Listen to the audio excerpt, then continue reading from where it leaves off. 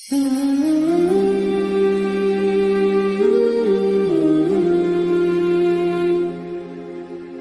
چاہتے ہیں کہ قرآن مجید کے وجود کو ختم کر دیا جائے، اور جو ممکن نہیں ہے۔ کتنے نسخے جلاؤ گے، اس کتاب کو ختم نہیں کر سکتے۔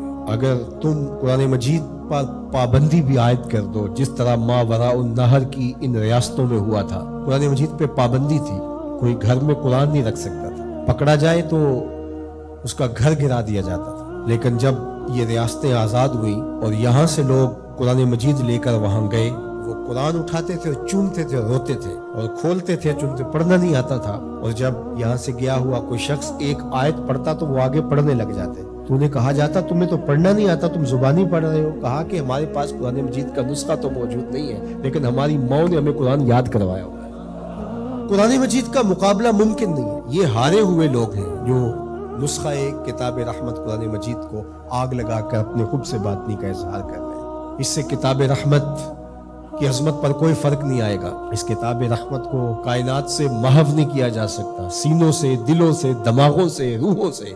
اور اللہ تعالیٰ نے قرآن مجید کی حفاظت کا جو ذمہ اپنے ذمہ کرم پہ لیا ہوا ہے، کس طرح اس کتاب کو محو کیا جا سکتا ہے، اس کو مٹایا جا سکتا ہے۔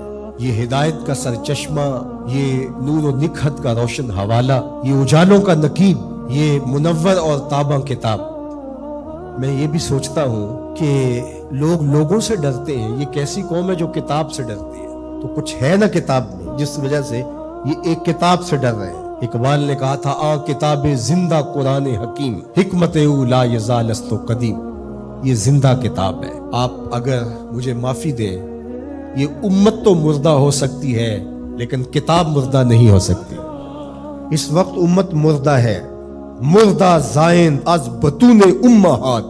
اقبال نے تو یہاں کہا تھا کہ آگے جو پیدا بھی ہو رہے ہیں وہ بھی مردہ پیدا ہو رہے ہیں ماؤں کے پیٹوں سے۔ یہ امت مردہ ہے اس وقت، تبھی یہ ہوا ہے۔ زندہ قوموں کے ساتھ ایسے نہیں ہوتا، لیکن کتاب مردہ نہیں ہے، کتاب زندہ ہے۔ ہمارے اندر اگر زندگی کی کہیں کوئی رمق موجود ہے تو وہ اس کتاب کی وجہ سے یا زندہ رسول کی وجہ سے، ورنہ ہم اپنا وجود ختم کر چکے ہوتے۔ یہ کتاب ہمیں مرنے نہیں دیتی، اس نے ہمیں زندہ رکھا ہوا ہے۔ پوری دنیا کفر کو اس کتاب نے سیخ پا کر دیا، اور یہ اپنے پارلیمنٹ کے اندر ہاتھ میں اٹھا کہتے ہیں اس کتاب کے ہوتے ہوئے مسلمانوں کو نہیں مٹا سکتے۔ تو اس کا مطلب یہ ہوا کہ تم مسلمانوں کو مٹا نہیں سکتے، چونکہ اس کتاب کی حفاظت اللہ نے اپنے ذمہ کرم پہ لی ہوئی ہے۔ اس کتاب کو تم مٹا نہیں سکتے، اللہ مٹنے نہیں دے گا۔ تو جب اس کتاب کو تم نہیں مٹا سکتے تو اسلام کو بھی نہیں مٹا سکتے۔ اسلام اپنی اصل شکل میں، صورت میں قیامت تک موجود رہے گا، اور موجود اس لیے رہے گا کہ اصلی شکل، اصلی صورت میں قرآن موجود رہے گا۔ تو اس امت کو، اس کتاب کو اپنے سینے سے جوڑ کر کے، اپنی روحوں میں اتار کر کے، اس کے احکام پر عمل پیرا ہو کر کے، اس کتاب کے ساتھ جڑ کر کے دشمن کو عملی جواب دینا ہوگا۔ یہ بات درست ہے کہ جس کے سینے میں ایمان کی معمولی سی رمق بھی موجود ہے، وہ اس واقعہ سے دل گرفتہ بھی ہے، دکھی بھی ہے اور بے چین بھی۔ 56-57 اسلامی ملکوں کے حکمران جن پر اولین ذمہ داری آتی ہے اس عمل پر بھرپور رد عمل دینے کی، وہ فرنگی روحوں کے بے حس ڈھانچے ہیں، سوائے اشک شوئی کے، سوائے رسمی بیانات کے۔ باقی ان سے کسی عمل کی توقع کرنا عبث ہے، فضول ہے۔ اس وقت عالم کفر جس طرح متحد ہے، عالم اسلام اس ایجنڈے پہ متحد نہیں ہے۔ یہ واقعات امت کو دوبارہ کھڑا کرنے کے لیے کافی تھے۔ جب 2006-07 میں جب یہ تسلسل کے ساتھ سب سے پہلے باقاعدہ ہوا تھا، ویسے تو یہ عرصہ دراز سے یہ سلسلے چل رہے ہیں، تو اس وقت میں بڑا پر امید تھا۔ جس طرح لوگ ایک دم سڑکوں پہ نکل آئے، مجھے لگتا تھا کہ جو اقبال نے کہا تھا مسلمان کو مسلمان کر دیا طوفان مغرب نے، تلاتم ہائے دریا ہی سے ہے گوہر کی سیرابی، کہ طوفان مغرب نے مسلمان کو مسلمان کر دیا ہے۔ رد عمل کے طور پہ یہ جڑ جائیں گے اور سب کچھ ہوگا، لیکن چند دنوں کے بعد وہی کچھ تھا جو ماضی میں تھا، کوئی فرق نہیں تھا۔ ایک ہنگامہ بپا ہوا، لوگ سڑکوں پہ آئے، نعرے لگائے، اور انہیں لگا کہ ہم نے اپنے جذبات کی تسکین کر لی ہے اور ٹھنڈے ہو کے گھر بیٹھ گئے۔ ہمیشہ ہوتا یہی ہے، جس طرح وہ کسی کو صدمہ پہنچے تو لوگ کہتے ہیں اس کو ذرا کھل کے رو لینے دو، کھل کے رو لے گا تو صدمے کی شدت کم ہو جائے گی۔ تو ہم کہتے ہیں ہمیں احتجاج کر لینے دو، اس کے بعد ہم پھر اسی جگہ پہ آ جاتے ہیں جہاں سے چلے ہوتے ہیں۔ اور دشمن بعض کا تو ہمارے رویوں سے اس کو وہ خوشی ملتی ہے جو اس کی توقع میں بھی نہیں ہوتی۔ بسا اوقات مختلف بلاد اسلامیہ کے اندر بالخصوص ارض وطن میں ایسا ہوتا ہے کہ دشمن اہانت رسول کرتا ہے، قرآن مجید کے نسخہ نور کو آگ لگاتا ہے، اور ہم رد عمل کے طور پہ اپنے ہی ملک کے لوگوں کے املاک کو جلا رہے ہوتے ہیں اور گاڑیاں جلا رہے ہوتے ہیں اور ایک دوسرے کو نقصان پہنچا رہے ہوتے ہیں۔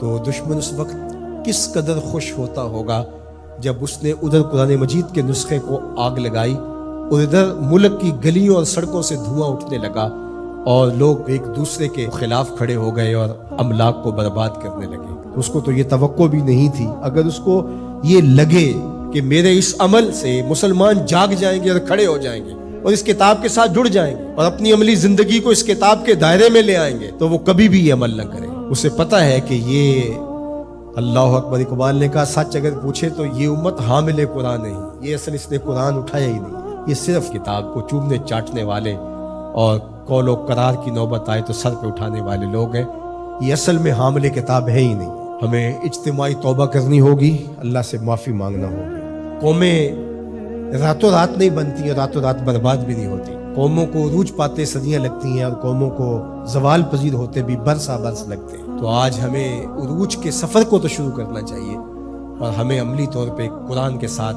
جڑنا چاہیے۔ کیا میں آپ سے توقع رکھ سکتا ہوں یہ عزم کر کے جائیں کہ آج کے بعد زندگی قرآن کے مطابق گزرے گی اور ہم اپنی نسلوں کو قرآن پہ لائیں گے، ہمارے گھر میں قرآن کھلے گا، قرآن پڑھیں گے اور قرآن پر عمل پیرا ہو کر کے امت کی تشکیل کے لیے ہم اپنے کردار کو جو ہے وہ شروع کریں گے۔